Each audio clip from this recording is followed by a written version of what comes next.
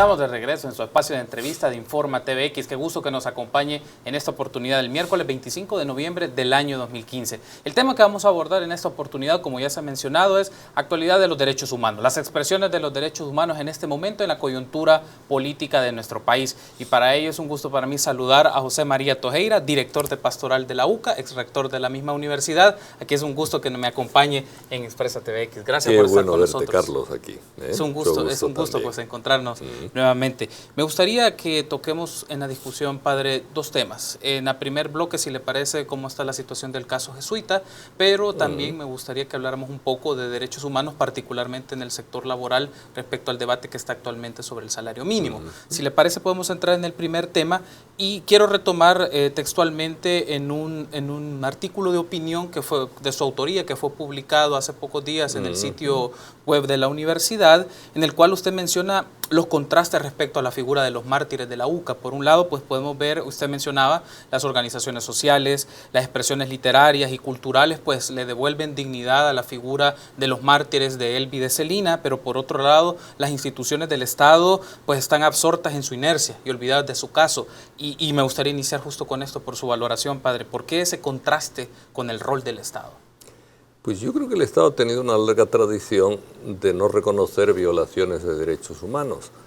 Y aunque ha habido un poquito más de apertura con el FMLN, pero siguen en la misma inercia. Por poner un simple ejemplo, la Comisión Interamericana de Derechos Humanos ha dado unas recomendaciones desde el año 2000, 1999, 2000, al Estado salvadoreño, en el caso jesuitas, también en el caso de Monseñor Romero, y el Estado no está cumpliendo esas recomendaciones. Al contrario, tanto con Arena, que dijo que no las iba a cumplir directamente, ¿verdad?, despreciando un tratado internacional, pero el FMLN dice, estamos haciendo lo posible, etcétera, pero no están haciendo absolutamente nada para cumplirlas, ¿verdad? Entonces, bueno, y hay una inercia lamentable. El tema de derechos humanos sigue siendo un tema de perdón y olvido, de cerrar los ojos y olvidar el pasado. Y así nos va, porque cuanto más olvidamos el pasado, más lo repetimos en el presente y en el futuro, de otra manera, pero lo repetimos, ¿verdad? Lo que ayer fue una tragedia terrible, hoy sigue siendo tragedia, y además una tragedia con una profunda inconsciencia sobre la problemática del país.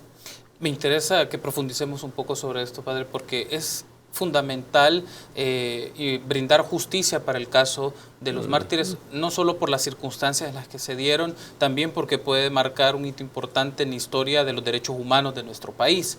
Y me gustaría pues que profundicemos un poco sobre el rol de instituciones, particularmente como el órgano judicial, como la Fiscalía General de la República, y claro, el reto que tienen estas instituciones o la omisión que también han tenido para este caso llevarlo a los tribunales y emitir sentencias. Mira, empezando por la Fiscalía, a mí me da risa que lleven ahora a Belisario Artiga como uno de los candidatos de nuevo a la Fiscalía.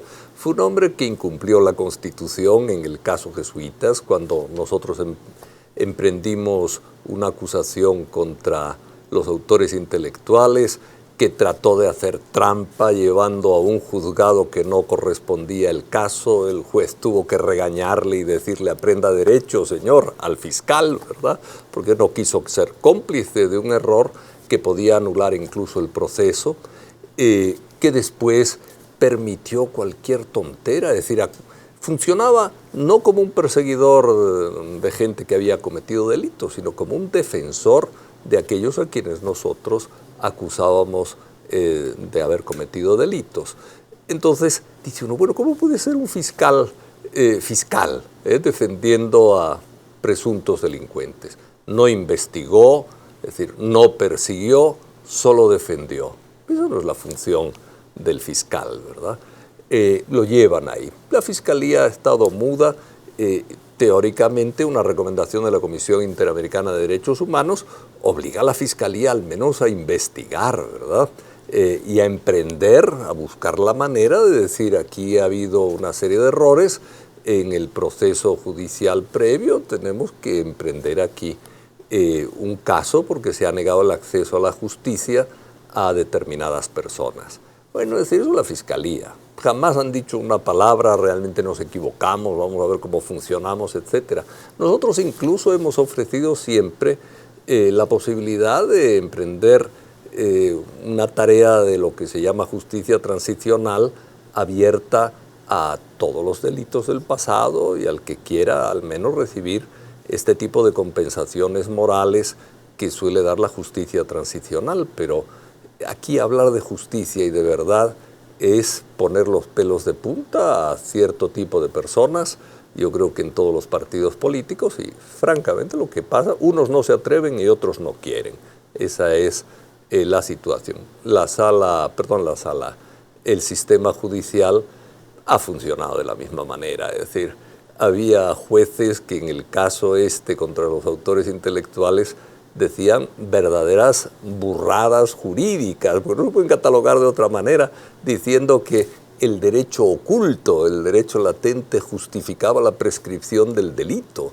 Es decir, ¿cómo es posible que un derecho oculto justifique el paso del tiempo de la prescripción? Si está oculto no justifica nada. Bueno, eso está escrito ahí en una sentencia de la Sala de Apelaciones, no me acuerdo qué número, pero de una de las salas de apelaciones de San Salvador.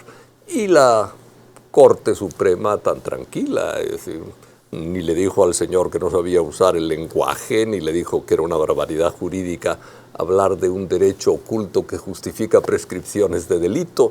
Es decir, desde la teoría y desde el lenguaje, cualquiera de las dos que agarraran, es una soberana tontería lo que decían. Bueno, hubo arbitrariedad.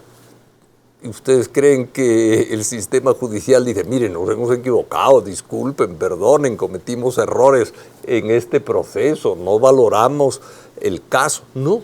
Y lo mismo con otros casos de violaciones graves de derechos humanos. El ejército no ha reconocido que fue un crimen institucional y que como institución debe pedir perdón. No es el único crimen institucional cometido por el ejército, pero eso es clarísimo.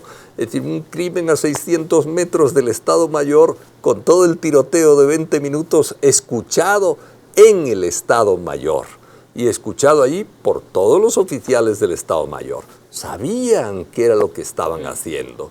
Y eso es un crimen institucional, no tiene otro nombre. Entonces, evidentemente, ha habido un fallo y sigue existiendo ese fallo de las instituciones, que yo creo que es trágico para el país porque muestra una actitud de que aquello que no me conviene no lo reconozco. Yo creo que hay que reconocer lo que no le conviene a uno, sobre todo cuando es tan evidente, ¿no? Padre, me interesa esto de la información que puede disponerse de las instituciones del Estado para esclarecer estos acontecimientos. Particularmente pienso en las Fuerzas Armadas, es decir, la recopilación de información que puedan tener, la información que esté a disposición o de la información que puedan estar en entornos de otro país, por ejemplo, particularmente puede ser Estados Unidos, información de la CIA para este caso. ¿Qué valoración le merece esto? Bueno, en el caso, que no lo llevamos nosotros, pero en el caso que se lleva en España, ha ido a declarar, y salió aquí en los periódicos, un teniente coronel retirado, diciendo claramente que en la mañana le llevó el maletín de Yacuría al jefe del Estado Mayor.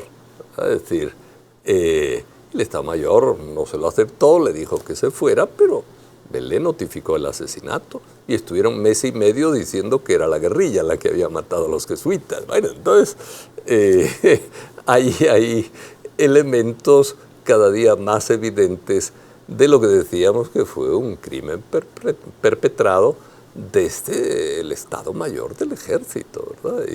Pero en privado algunos coroneles, de los que han sido acusados en España, por cierto, le han echado la culpa al general Ponce, que en paz descanse, pero claro, uno dice, bueno, esto es porque ya está difunto, pero no se atreven ni siquiera a decirlo en público, ¿verdad? En privado dicen, no fue Ponce, pero para lavarse las manos ellos. A veces uno percibe hasta cobardía en gente que no esperaría uno eso.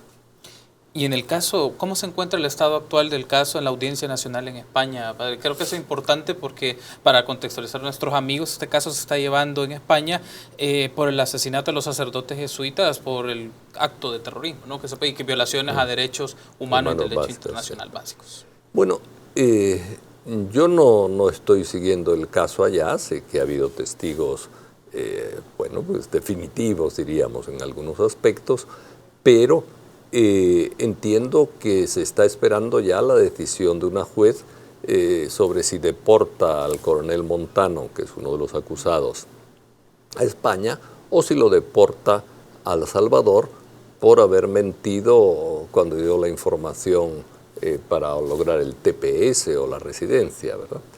Entonces, la jueza dijo que se iba a tomar 1 mes, 2 meses o algo así. Y debe estar cercana a la sentencia de la jueza porque sí ya ha pasado algún tiempo desde que dijo eso, pero no tengo ni idea de qué decisión va a tomar. Claro. Tenemos que hacer la primera pausa, padre, pero me gustaría que regresando tras la pausa hablemos un poco del caso del salario mínimo y del enfoque de derechos humanos. Amigos, vamos a hacer una breve pausa, pero continuamos con su entrevista en Informa TVX. Volvemos. Estamos de regreso en su espacio de entrevista en Informa TVX en la edición de este miércoles 25 de noviembre del año 2015 y está con nosotros José María Tojeira, director de Pastoral de la UCA. El tema que estamos abordando es expresiones de los derechos humanos en actualidad política, de la coyuntura política en nuestro país. En la primera parte el padre Tojeira nos ha comentado un poco sobre el estado del caso de Jesuita y sus valoraciones sobre esto. Pero me gustaría también, padre, que en la segunda parte, en este momento, podemos hablar un poco del salario mínimo. Usted ha estado publicando y también ha estado posicionando el tema en la discusión de la agenda pública. Con nosotros en semanas anteriores estuvo la ministra de Trabajo, pero también estuvo miembros del sector trabajador hablando un poco sobre esto. Y hay algo que particularmente me gustaría tener su apreciación, ¿no? ¿Cuál es la posición que José María Tojeira tiene respecto a las posturas que actualmente están respecto al salario mínimo? Algunos hablan de un incremento sustancial, otros dicen que no se puede tocar este tema, o si lo abordan es que es muy populista. Entonces, ¿qué reacciones le merece? Yo creo que al salario mínimo hay que acercarse desde los derechos humanos y desde la racionalidad humana. Tenemos un sistema de salario mínimo que es absurdo, que yo no entiendo por qué la OIT no se queja al Estado, porque yo entiendo que el Estado está violando incluso un convenio internacional que firmó en torno al racismo, ¿verdad? Porque la gente se asusta cuando uno dice racismo, pero yo creo que es bastante real. El racismo hoy se entiende como discriminación de cualquier tipo por religión, sexo, origen, estado, etc. Y bueno, aquí a la gente de origen campesino se la discrimina terriblemente. ¿Qué es eso de tener un salario de $251 en la ciudad y de 109.20 para el que corta la zafra? Un salario de 251 en la ciudad con derecho a seguro social y un salario de 109.20 en la zafra sin seguro social. Miren, digo, esto es una discriminación absoluta entre gente de ciudad y gente del campo. Es decir, es una violación del convenio contra el racismo que firmó en 1979 el Estado salvadoreño. Como digo, podrían denunciarlo los trabajadores perfectamente a la OIT, porque la OIT está contra todo tipo de discriminación laboral también. Es decir, un salario mínimo que tiene 10 niveles distintos, uno para servicios y comercio, 2 para industria, porque la maquila tiene casi $30 menos en su salario mínimo. ¿Por qué si es industria tienen que pagar menos en la maquila que en otra industria distinta, ¿verdad? Es decir, es una discriminación, es decir, hacen que la atracción del capital la pague el trabajador. Eso es una vergüenza, porque el trabajador no debe pagar, el trabajador además con un salario mínimo no debe pagar la inversión de capital en el país, ¿verdad?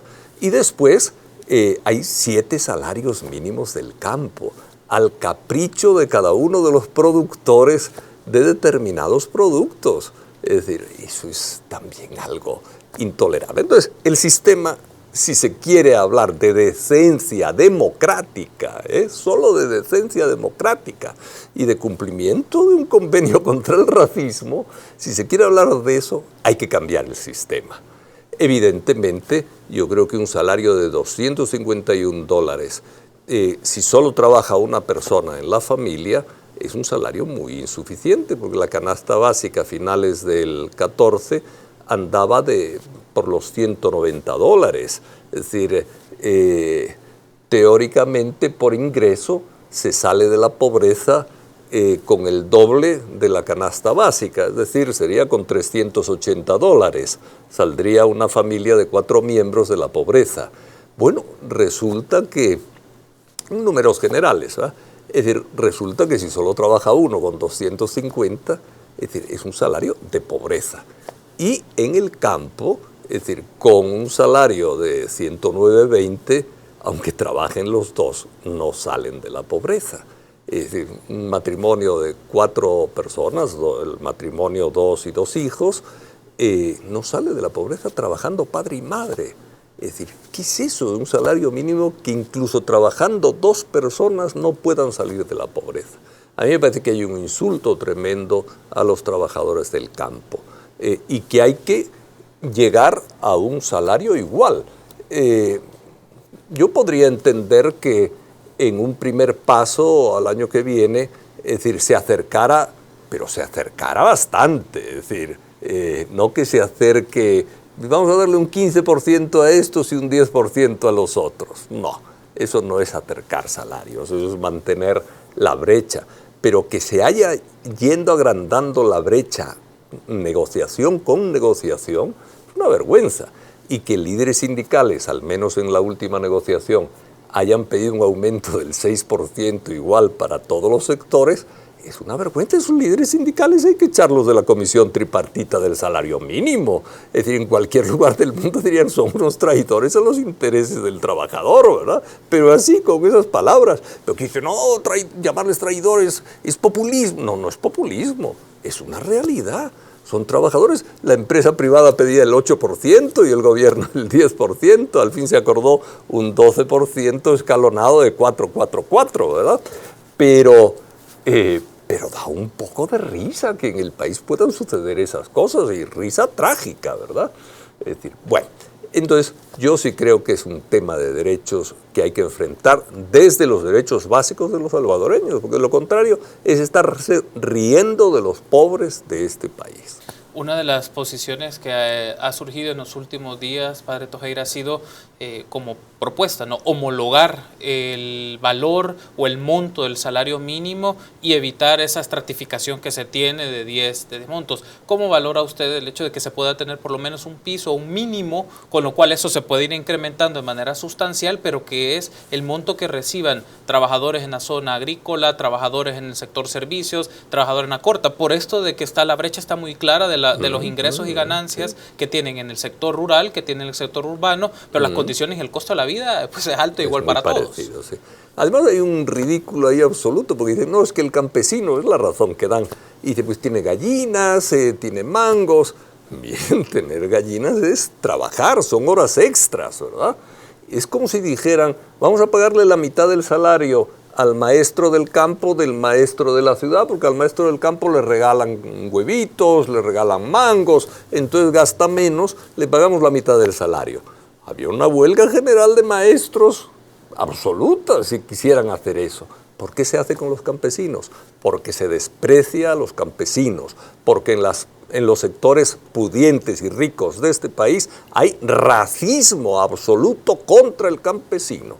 Y esa es la única razón explicable, digo, y si no, que me demuestren lo contrario, ¿verdad? Me interesaría también que discutiéramos... Entonces, no te respondí a lo que me decías. Yo creo que hay que llegar a un salario mínimo único, que sea un salario justo, por otro lado, ¿verdad? Sí entendería que en una primera aproximación tal vez pudiera haber algo de diferencia entre el salario de la ciudad y el salario del campo.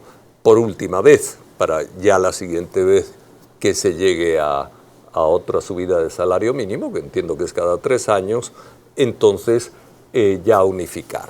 Pero de lo contrario se cometería una grave injusticia contra los campesinos, y en general hay que subir el salario mínimo, un salario mínimo pequeño, ¿verdad? en contraste con lo que cuesta la canasta básica según las propias mediciones gubernamentales. Me gustaría que tocáramos el tema, padre, de la representatividad de los intereses en el Consejo Nacional del Salario Mínimo. Justo usted mencionaba hace unos instantes en su intervención la representación de los intereses de los trabajadores en ese espacio y que en principio no está haciendo las exigencias ni las demandas que reivindican diversos grupos de trabajadores en varias áreas, que están en Amaquila, que están en el sector servicios, que están en diversas áreas. ¿Por qué ve usted que esos intereses no están representados plenamente o no se representan dentro de esta instancia tripartita, padre? Yo no sé muy bien cómo funciona el sindicalismo nacional, pero tiene que haber algunas disonancias y problemas fuertes cuando hay dirigentes sindicales que han estado en esta comisión tripartita, la Comisión de Salario Mínimo, durante bastantes años, los mismos, y haciendo ese tipo de cosas, ¿verdad? Es decir, algo debe fallar en la selección de estos dirigentes que pasan a la comisión tripartita. Además, bueno, son gente, yo he visto alguna documentación en que algunos de los que están en la comisión tripartita del salario mínimo están también en la comisión tripartita del Seguro Social y recibían en dietas pongámosle unas 10 reuniones al año, 10 reuniones de un día, pero lo que le pagaban en dietas anualmente por esas 10 reuniones, $9,000. Entonces, dice uno, bueno, es una especie de burocracia que está muy pegada al pisto y pues a través del pisto tal vez hay influencias, ¿verdad?, que les hagan olvidarse de los hermanos que sufren. Los mecanismos para que estas demandas de los diversos sectores que no están o no se sienten representados dentro del Consejo Nacional del Salario Mínimo, ¿cómo valora usted? Es decir, que puedan expresar o trasladar sus demandas.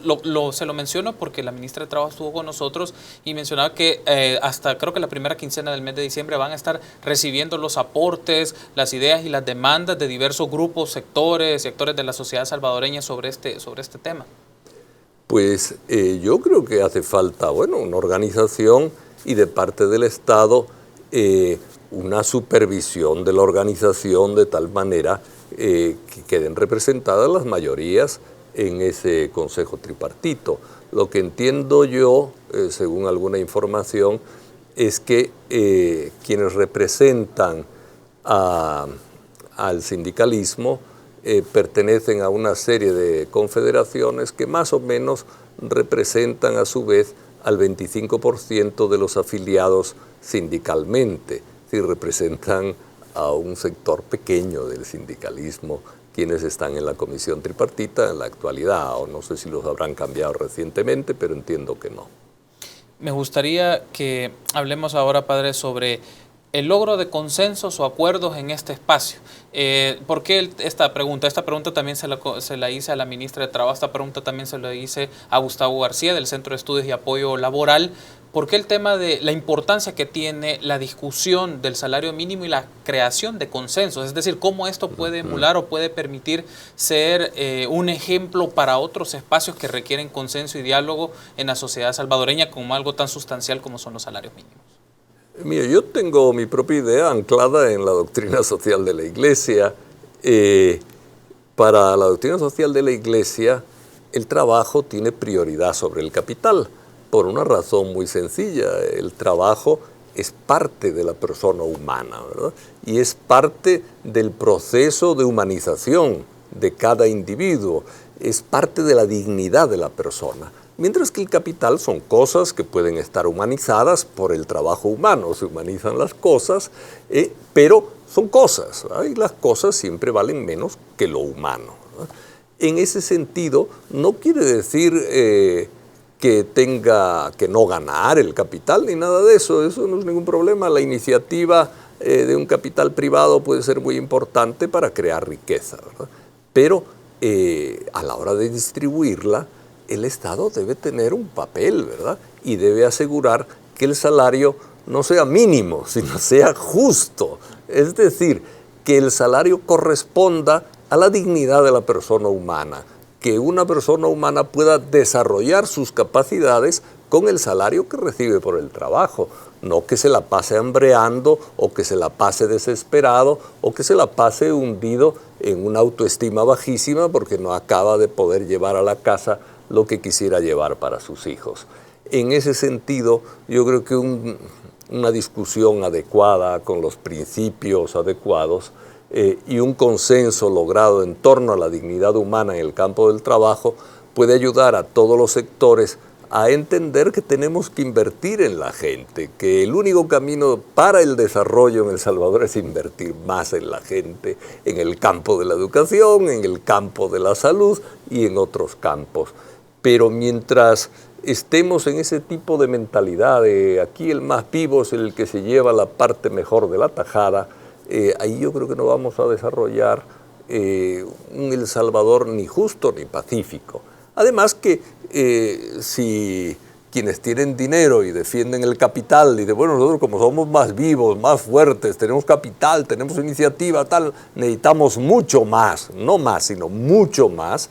Es decir, pues también habrá gente que dice, bueno, pues si tú vas a por todo, yo voy a ir a por todo. No me dejas ir de otra manera, a través de un salario digno, etcétera, pues vamos a ver cómo me lo consigo por otro lado.